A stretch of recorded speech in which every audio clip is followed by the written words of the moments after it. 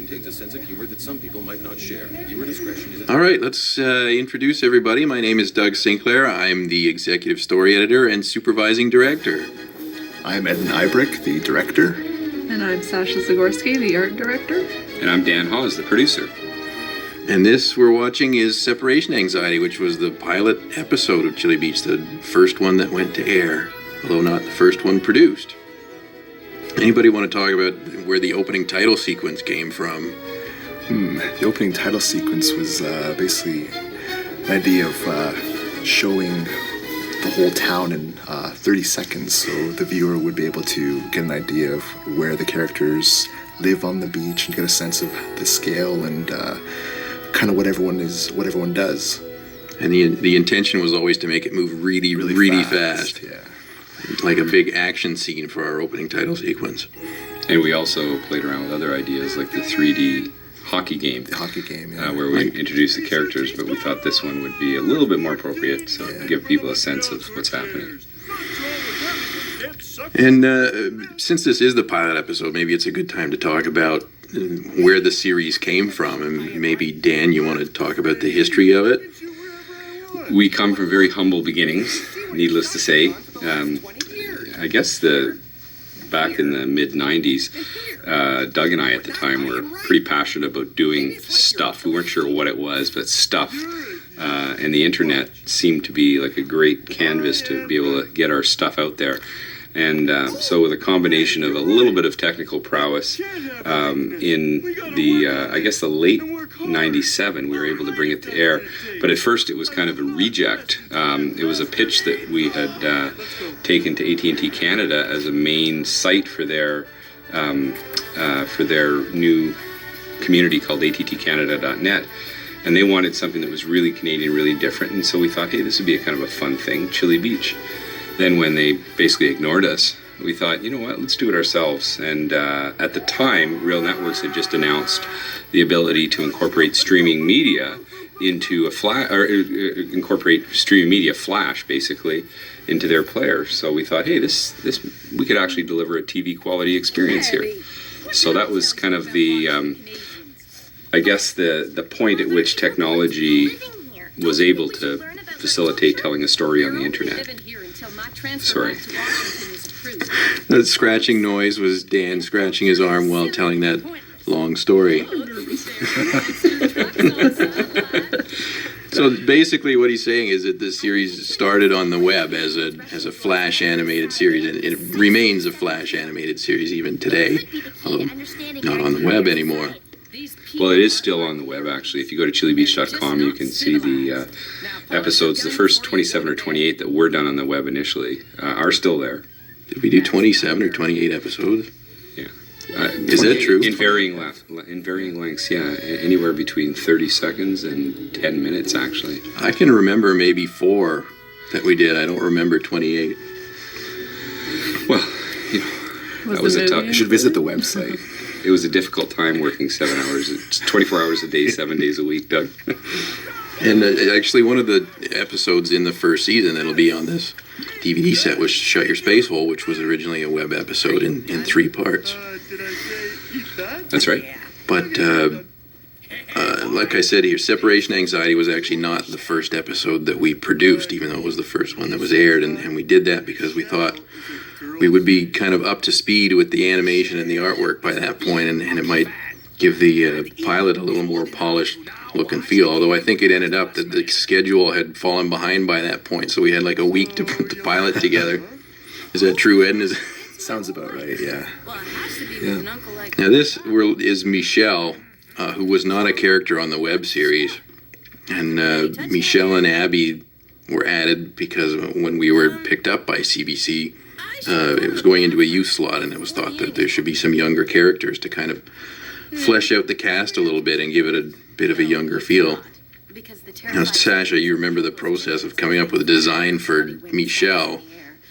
You remember all the rejects that we had? He was always this cute little freckled boy. Yeah. the same process you go through in developing any of the characters. There's always a lot of rejects to find the right one. Now, the designs for all the original characters, Dale and Frank and so on, I mean, they were originated on the web when it was pretty much just me working on the show, and I have no artistic talent to speak of, so the look of them was kind of established by the original artwork, and then me taking it and modifying it, crapifying it, so to speak. Using the optimize tool. Exactly, the optimize tool in Flash to prevent having to do any actual work on it, and to make it work better in Flash. And the kind of crappy look that came out, I mean, you would think when we're taking it to TV we'd want to make it look better, but we decided, no, we're going to stick with the crap look. We're going to make all the characters... we enhanced the crap. Yes. I don't know if you want to talk about it. We smoothed out the crap. Well, the backgrounds especially, like that's the quality of the design in them has just been improved by like 100% practically. Yeah, so we undid all the optimizing that Doug did early on. Oh, did you really? De-optimized. Yeah. We added a few more views of the characters, so there's the animation improved because of that, and a little more emotion with their faces, where before they had like, I think 8 different mouth positions, now they have like, 17? 17, yeah. Whoa, really? Yeah. Wow. And the eyes too, there's so much more they can do with the eyes. And I noticed that they definitely, as the series goes on, I think in the beginning we still had, like for this episode maybe we're still only about 8 mouth positions, weren't there, or did we add all that? We added it as we went. Sort of as we needed it, we sort of added it to the library, because the scripts kept getting more ambitious. More ambitious, yeah, that's a good word for that. So even the animation just kept improving. We tried to keep it similar to what we did on the web, but we kind of just kept improving and just refining it as we went, and it still has been doing that. It's funny, we just saw Dale in the shower there, and his look in the shower has changed wildly I mean, he sometimes has hair and moles and things all over his chest, and there he had nothing. Yeah. He was young. Yeah. It's a stick-on mole. Yeah. He must shave on occasion, shave his chest, and he just had done so before that shower, I guess. Now, the problem with an episode, this is being a pilot episode, the problem with it was always to find a way to introduce everybody and everything in half an hour. And you have to set up the setting, every location, every character, and their unique problems. It's really, really difficult to do. And now actually looking at the logos painted on those guys and on Dale and Frank's shirt there, I mean, remember originally on the web there were different logos on their shirts, because they actually had the Montreal and Toronto NHL team logos on them. And maybe Dan, we had some issues with the NHL on that. Yeah, initially we had discussions with the folks at the NHL, and they were more than willing to comply, and there was no issue using all of the NHL logos. But there was one point in the contract where they mentioned that they had to have final creative approval on the scripts. And we didn't think it was going to be much of a problem until our first episode called Pucked in the Head. And they said, oh, there's no way, you just can't do that. So at that time we decided, I think what they actually said there, the episode is called Pucked in the Head, and they said they were okay with the script, except the part where the guy got hit in the head with a puck. Right. Which was the entire story. Kind of the essence of the episode. So they ended up, we ended up jointly with CBC making the decision to create a fictitious hockey league that kind of had some of the same dynamics as the sort of the Hab Leaf rivalry. So there's where you see the Montreal Torchairs and the Toronto Ptarmigan, which we thought was actually even funnier. So at the time when we were changing those logos, I thought it was going to kill the show. I thought the identification with the NHL teams was so germane to the characters that it was just going to wreck it to have these fictional teams on their shirts. But made it funnier, I think. Yeah, having these fake teams. Well, look at the design of the pie, the angry pie. It's like pretty funny. Where did those designs come from? I don't remember. Our imagination. Yeah. If you look at the Montreal Torchair, there's an M inside the meat pie, but it also looks like an angry meat pie. And if that's not intimidating, I don't know what is. You don't want a meat pie to get mad at you. No, they're best left untouched. Who votes for ptarmigans? Who votes for tortillas? What do you guys think? I'm a Tortillers fan. Yeah, I like that one. I'm going to take ptarmigan for $500. And that, by the way, is the proper way to say it. It's ptarmigan. Yeah. The Toronto ptarmigans. Although the P on the Toronto is both silent and invisible. We should comment a bit more about Michelle and Abby. When we first sat down with CBC and went through the creative process, Dan scratches his arm. There was a need to age down the series a bit. So as Doug was saying, we had Michelle and Abby, but with Michelle, we needed to find a context for Michelle, so he became Jacques' nephew. With Abby, we had all sorts of challenges because we thought, well, how does a 12-year-old girl, or actually a 10-year-old girl, just kind of happen? So we invented another character, which was the U.S. Deputy Ambassador to Chili Beach, Catherine Hildebrand, sort of total type A, megalomaniacal, sort of political ambassador, and she became one of our most popular characters, ironically. Whereas Abby and Michelle have kind of been marginalized. You never really know which characters are going to take off and which ones are going to just nobody's going to respond to, and you just kind of have to adapt as the series progresses and de-emphasize certain ones. And the characters actually take on lives of their own, and in fact, we're in contract disputes with a few of them now. And if you listen to the commentary with Dale and Frank that's also on this box set, I think you'll see that they definitely have a life of their own. You don't need to give those guys a script, they just go. Now, we should talk a little bit about the actual premise of the series, I think. I mean, I don't remember where, I mean, the whole concept of a tourist attraction in a frozen wilderness. I mean, the tourist angle has really not been played up all that much, but where in the world did we come up with that crap? The crap about the tourist angle? No, just the whole premise of the series. I mean, the frozen resort, Canadian resort town. Well, initially, the initial concept was a beach kind of community, and initially they pushed back and said, no, it's got to be really Canadian. So we thought, Canadian? We'll show you Canadian. This is a Canadian beach. It's basically an iceberg.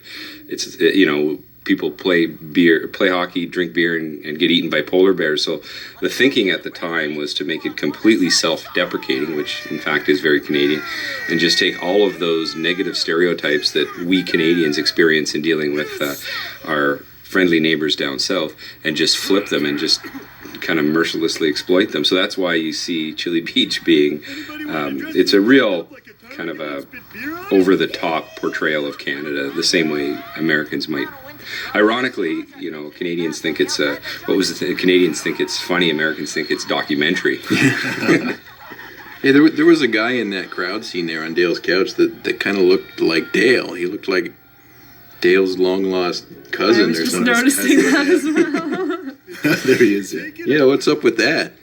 Well, originally we had a lot of the character placement left up to the animators or scene planners, so we had like this cast of characters that they could put in any situation, and I guess we overlooked that they were a little similar looking at that point. A lot of the background characters are based on Canadian celebrities, is that right? Originally, but we sort of toned that down a bit as we went, so we wouldn't run into any problems. Right. So when you're watching these episodes, watch the background characters carefully, and you'll see some. If you are a Canadian celebrity and you're watching this, don't sue us if you recognize yourself back there. It's not you. Note to selves: get legal clearances before DVD release. You would not believe the trouble we have getting legal clearances on stuff. You always want to do the pop culture references and references to product names and TV show names and movie names, whatever, and you just cannot do it without the threat of being sued. Speaking of hating lawyers, yeah, it's unbelievable the amount of legal sort of headache that you have to go through just to represent things that are in most cases presented very positively, but it's just a very, very litigious process, to say the least. And also a reason why we could not use. Like, obviously, the sweater that Michelle is wearing was originally intended to be a Calgary jersey as well, and of course we just left it blank because I guess we didn't have time to come up with another logo for Calgary. We actually had all of the Canadian teams. We had names. I think it was the Vancouver Stump Jumpers and the Edmonton Oil Rags, and I think the Atlantic Salmon. And then there's the U.S. franchise team from Muncie, Indiana, called the Muncie Monkeys. And I think they are mentioned in an episode in season 2. Exactly. So- I guess the Canada Joyland episode. So by season 2 when it comes out, you'll see that. Oh, nice. Nicely done. Create a little bit of interest for the next season. Now, obviously, the style of animation on the show in general is fairly simplistic. I don't know, how would you describe it, Ed? Well, yeah, it is simple. It's sort of like, I guess, less is more in a way. Whereas the characters, I guess, on the web, due to, streaming capabilities at the time, we had to, the design had to basically be a lot simpler so that we can actually play it back at a reasonable, so it didn't slow down too much. And basically just sort of copy that over onto the TV show, that style of the animation, just to kind of keep it similar to what we did on the web. But as the episodes have been going on, we've been improving it. Kind of, it's just sort of just evolves as we go. So even through the course of season 1, you'll see a change in the animation. But it's sort of like, since we did the episodes in like an odd sequence where like the first episode, Pucked in the Head, the animation, it was a lot of the animators that worked on it, they were getting comfortable with the style of the animation, so it took them a little longer. So you can see even as the episode went on, the animation kept getting better. And then by the second and third episode, the animation was pretty much exactly what we were looking for. And then it just kept progressing from there. In the early web days, again, when it was just me working on it, I don't think Dale and Frank could even bend their arms. They would wave their arms around, and I had to try and contort them into these poses to get them to do anything. And now I look at them, they've got like 400 arm positions. And, I mean, the latest stuff that I've seen, especially for future seasons, fingers crossed that there will be future seasons, but it just looks phenomenal. But it still retains the same kind of visual quality. We just keep fine-tuning and tweaking what's there, I guess, and not changing it way too much, but changing enough to kind of, make it look a little better. We can't completely redesign the show. Well, we could. Well, if we really wanted to. We should do it in 3D for next season. Yeah, you can do everything in 3D. If Eden had his way, it would be a full 3D show. We do use 3D backgrounds and sets occasionally, and even sometimes pushes it, and next thing you know, you're looking at it, is that a 3D character? And, oh, it's just for this scene. Everything would be okay if we just Yeah, I think Eden would live in a fully 3D computer-generated world if he could. In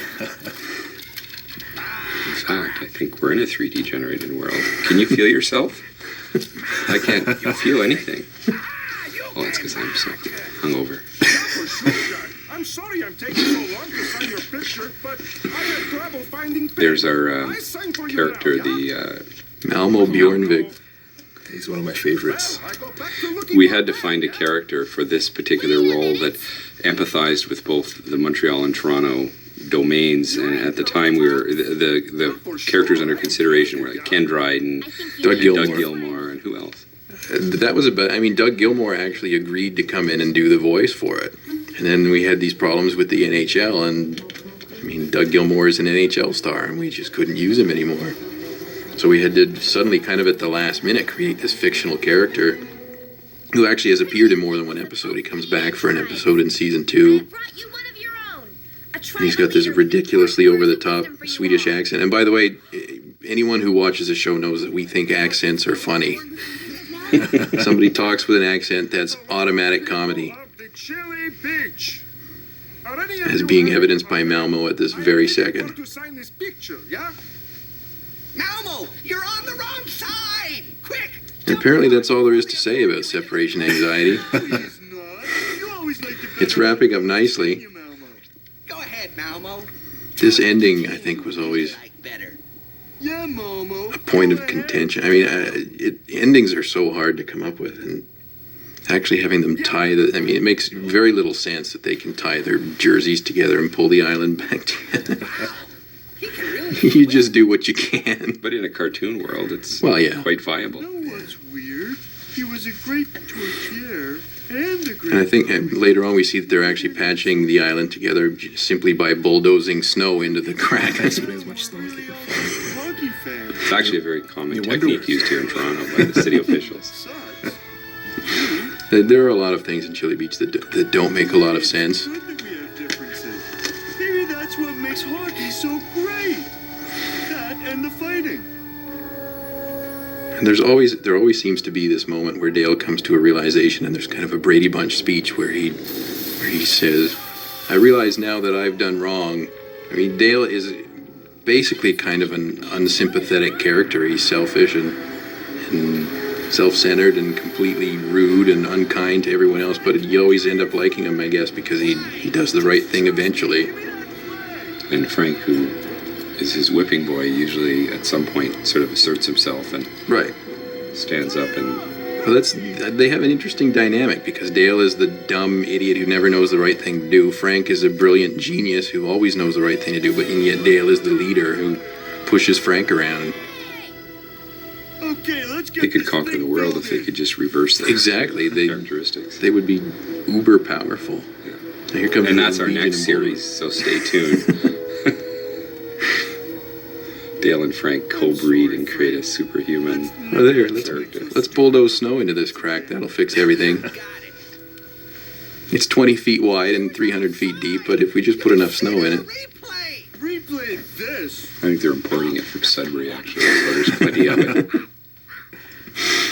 Obviously, your culture merits. And there you see, even 100%. after Dale does the right thing, he ends up doing the wrong thing again, beating on Frank once again.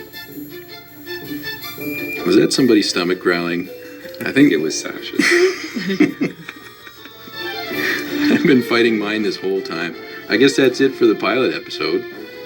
Look at, just comment on the credits there, about 4,000 pages of credits. That In go 10 through- seconds. Go through it about Mach 3. To get this show to air, it took a lot of people. All our names are in there somewhere. Most, if you're a voter in Canada, you're probably in the credits somewhere.